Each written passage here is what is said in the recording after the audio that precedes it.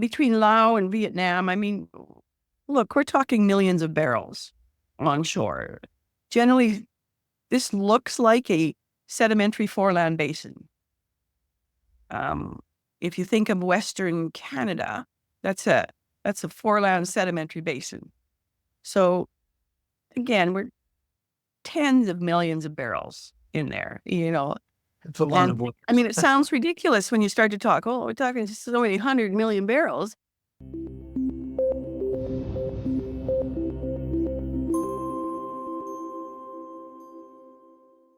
Delayne Weeks, how are you? Good morning. Good morning, Andy, and I'm really good, and I appreciate the opportunity to chat with you today. No, I appreciate it. And just, I want to give a full disclosure. I am Delayne Weeks, and Angkor Resources is a new sponsor to our show, naturalresourcestocks.net, and to the site, as well as I am soon to be an investor. And I want this to drop before I start buying up shares, which I will be doing. I'll be averaging it in the next few weeks. So that's a full disclosure. Delaine, you have a fantastic story about oil. Let me give us a 30,000 foot view on that story and where are we at, whatever you can talk about. Okay, thanks, Andy. Oil and gas, first of all, we've been in Cambodia since 2010. And although we started out with minerals, the expertise of our management team is really in oil and gas for decades and decades. So Cambodia does not have any onshore oil production. So they import everything. And we've spent several years researching all the oil and gas concessions in Cambodia. And we are now proceeding with getting the approval from the government for a funded program to explore, develop, and produce what we think will be Cambodia's first onshore oil and gas production. So that's the snapshot of where we've been for the last couple of years. And in fact, tomorrow morning, we're having a meeting with the ministry on exactly that topic. We've given them a proposal to say, here's what we're doing, here's how we're going to do it, here's how we're going to fund it, and we would like to advance. Well, I'm probably early here in saying this, but I want to just say congratulations. This is such a wonderful story. We've talked alone in person, or I should say on Zoom, about this. And that's really why I'm so very interested in your company. This specific project, as well as what it's doing for the country. If you could, why is this important to Cambodia? Please tell us that. Any country having its own energy source domestically positions itself in a whole different development level. So if you think about it, most of the developing nations have their own source of energy. Well, Cambodia doesn't when it comes to hydrocarbons. So imagine that leap when suddenly the country, which by the way is surrounded by oil and gas producers on all four sides of it, Vietnam, Laos, Thailand, and then offshore. So they're sitting there right in the midst of this. And our research has shown very, very significant oil seeps and source rock and et cetera, et cetera. But imagine when suddenly you've got reservoirs that are millions of barrels beneath your surface that you can take the best of technology from around the globe and have a low carbon footprint and suddenly have economics like you have never had before as a country. So doing this, it's not just going to be a company maker, it's a country maker.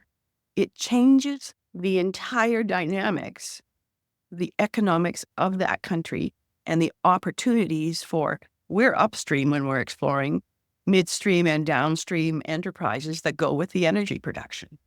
It's very, very profound. And we're excited to to be able to advance it.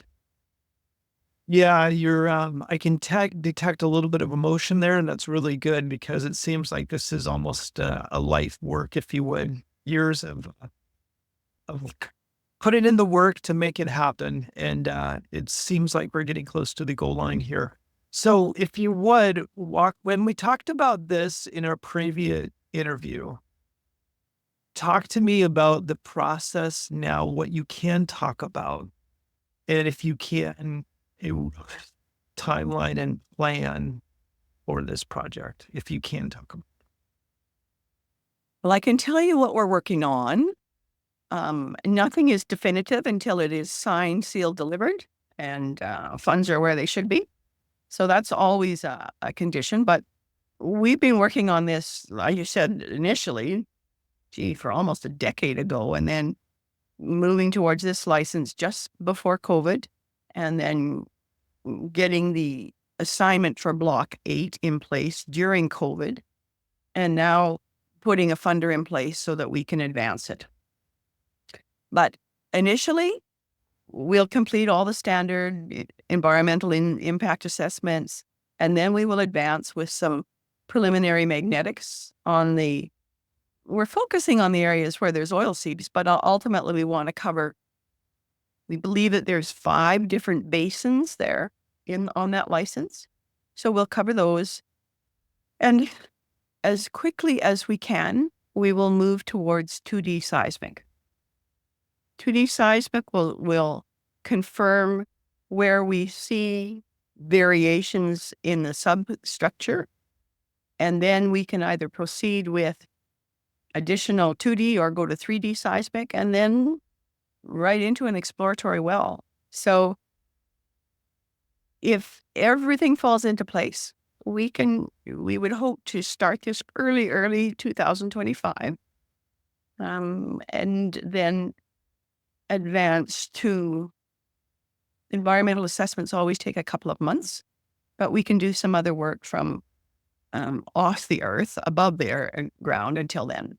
And so I would hope that we're into magnetics Q1 of 2025. We're looking at laying out a seismic program by the latter part of right after the rainy season. We can lay it out during the rainy season and then execute it. But we'll try to accelerate. We'll try to put 2 years into one, just because it seems prudent to do so, and it would be exciting to be able to drill within 30 months of startup. Right. Okay. So you're cramming a lot in there really quick. And so really my question is, it seems like that everyone, not only you and your team, but it seems like the government in Cambodia is very motivated to get this done. Correct me if I'm wrong. Sure. I mean, the government has a position where they want to make sure that their T's are crossed. And honestly, developing countries are really scrutinized right now by everyone else in the world and social media. So they want to make sure it's done right. One of the benefits that we have is the expertise that we've had in Canada for, decades. And we capture our carbons on our production operations in Canada.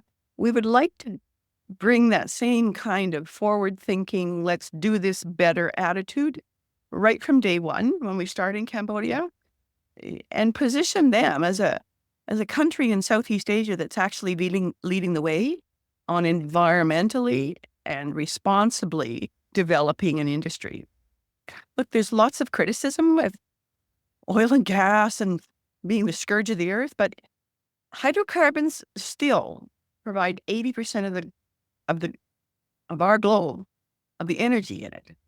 So doing it well is the only way forward. We can't not do it. You can't live today without energy and without things like copper. We have a lifestyle that we expect to be able to continue. So it's really important that we set great standards as we move forward, and we're early in, but we're also the first chargers. And so setting a precedent and a template for the rest of the country is also really important to us. And that means bringing best practices from everywhere. Yeah, I'm sure that's meaningful to the powers that be that you're working with. So, good on you. Let me ask you this: I want to make sure I have clarity. You're hoping to go into production within 30 months. Is that correct? Is that what you said? Our deal with the government is up to 6 years before we're actually producing. Okay. But we tend to under promise and over deliver.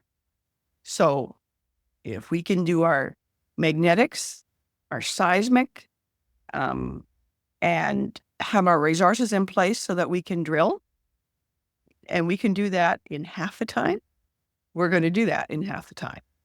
So that's the plan, is to kind of go, okay, if there's all sorts of issues, it may take longer, but our goal is, to be drilling by 30 months, 30 to 36 months, actually having a drill in the ground. And I mean, we don't know till some of these other things come into place. We may get amazing seismic and go, well, we got these seeps, we got this source rock analysis, and we've got this seismic processed and analyzed. So therefore, we can go sooner. We just need to use the science and move forward in a methodical method. Got it. So, for those who haven't seen the previous interview, what kind of oil is around there? Meaning, how much production is around there, and that you can comment on that you think you guys will potentially hit? Well, I was between Laos and Vietnam. I mean, look, we're talking millions of barrels onshore. Generally, this looks like a sedimentary foreland basin. If you think of Western Canada, that's a foreland sedimentary basin. So again, we're tens of millions of barrels in there, It's a lot of oil. I mean, it sounds ridiculous when you start to talk, we're talking so many 100 million barrels. People kind of go, where are they at here? But the reality is, when you start doing the research in the formations of hydrocarbons from millions of years ago, it is what it is. We have significant resources underground, and it just boils down to identifying them, making sure that they're of commercial quantity, and then producing them in a manner that doesn't drain the reservoir, that is very, very responsible and gives you maximum long-term growth. So, let me switch a little bit and just ask about the company. You guys are cash flowing right now. Correct me if I'm wrong. We are. We have been cash flowing since January 2024. That cash flow comes from two areas. We had done a small carbon capture, taking all the emission gases from a play in Evesham, Saskatchewan, channeling that into a gas processing facility, and then selling that to the province. Now, the prices of natural gas are very, very low, so the profitability on that is when we started it was $9, and now it's kind of down to $2. And so, but nevertheless, it's the right thing to do, and we've got lots of capacity there. We're only at about 12% of what we could be doing. So if other producers around us that are flaring or venting, we could take those emissions. We need a pipeline to do so and connect them to our facility. So that's one. The second one was to actually acquire the oil production and the water disposal facilities of those same wells. And we have a 40% position with that as well. And that's giving us, it varies based on the price of oil and a whole variety of topics. But we've seen a general incline from, I think, January 2024 was about 70,000 a month. And then we're up to 128,000 last month. And so it's growing gradually. And we're also putting in additional water injection. So if you think about this, production, you pull oil, water, gas out of the ground. It all comes together. And you take the oil off, and the water if you re-inject that back into the ground, what do you end up? You end up with a good pressure underground. And so in order to produce oil, you need to have pressure. And so we look to always replace the water and even supplement it from other producers, and so that we can keep that pressure up. And that then increases production gradually. So we'll continue doing that. It doesn't happen overnight. But this will be the end of our first year by the end of December. And we're happy with the results, and we would continue to do those kind of things moving forward. So, Yeah, I used to be a junior partner in some oil wells in the Midwest, so I know exactly what you're talking about as far as water pressure, as well as I know what you're talking about. It's I don't want to say gradual, because it's actually very lucrative, but it doesn't happen, if that makes sense. It is a compounding of months. But if you look at the big picture, it does happen relatively quickly. It does, but you want it to compound again. That's the key over months. So, absolutely. so Yeah, no, thanks, Annie. And we would also look for additional opportunities in the area to expand production. So not just the gas collection and emissions collection, but also there may be some other opportunities that we could take a portion of a production play that would add to it. So we'll just see what 2025 brings. locally in Canada, correct? Yeah. Yeah, exciting times. And I guess what also, if you want to comment a little bit about, you're really a Canadian, but also I would say what's really exciting what you have in Canada is very exciting, don't get me wrong, but really you're a big Cambodia play, really with the oil well, but also you're delving into where you have some mineral rights there. You're starting to explore for gold and silver. Correct me if I'm wrong. And what's the plan with that? Certainly. So we have two great teams, and they just kind of crunch along concurrently. And at the mineral plays, we have 3 mineral licenses. We have identified several copper gold porphyry systems in northeast Cambodia, up in Ratanakiri province. So we look to be drilling that this year. And yes, there are gold plays as well, and we would like to be drilling those. I mean, everybody's keen on gold and copper right now, and pretty excited, and we are as well. However, each of I guess we've done this. We've diversified for a purpose to say, if there's any hiccups in the market, it protects us a little bit from being vulnerable. And so I think it mitigates the risk for our shareholders, and we are big shareholders. I'll say this right up front. Our insiders I think we've got insiders and close friends and family. We're just under 45%. So we've certainly put our money where our mouth is. We want to be moving this along in every way possible and making sure that we've covered our bases. So that was the reason for putting the revenue streams in place, so that we didn't have to dilute if things went haywire in the market. And as well, to have great upside on copper, gold, and other minerals that are well into their exploration phases now, and as well being it in an environmentally responsible manner. And that's where we go with the carbon on the projects as well. So the mineral ones are exciting because there's great upside. I mean, and who knows what will happen with gold. We first got into it, and gold was closer to $1,000 an ounce. But even then, it was certainly attractive. I mean, that's what gold does. Gold does something to people. I mean, it's this eternal, tangible good that people like to say, "Oh, I've got some gold. I got some gold bullion." Right? And so yeah, gold is gold, but to be honestly, copper is probably the metal that I think we just cannot live without it. I would agree. 100%. I agree. But I guess let me just talk to all of the viewers and listeners that are going to watch this is why I'm very interested and will be acquiring shares after this drops, 24 hours after this drops.